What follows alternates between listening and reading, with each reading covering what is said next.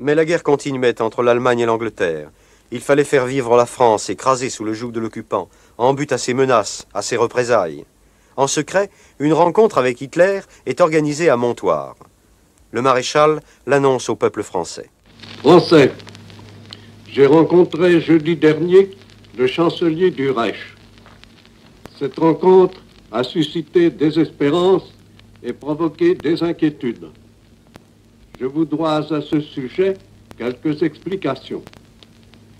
Une telle entrevue n'a été possible 4 mois après la défaite de nos armes que grâce à la dignité des Français devant l'épreuve, grâce à l'immense effort de régénération auquel ils se sont prêtés, grâce aussi à l'héroïsme de nos marins, à l'énergie de nos chefs coloniaux, au loyalisme de nos populations indigènes.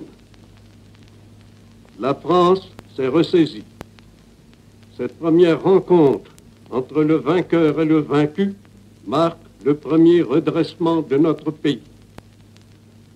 C'est librement que je me suis rendu à l'invitation du Führer.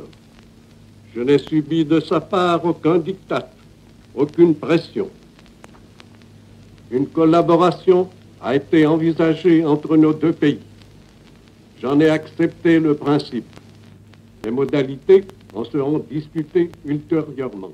Après avoir examiné les avantages de cette politique, le maréchal poursuit. Cette politique est la mienne. Les ministres ne sont responsables que devant moi. C'est moi seul que l'histoire jugera. Je vous ai tenu jusqu'ici le langage d'un père. Je vous tiens aujourd'hui le langage du chef. Suivez-moi.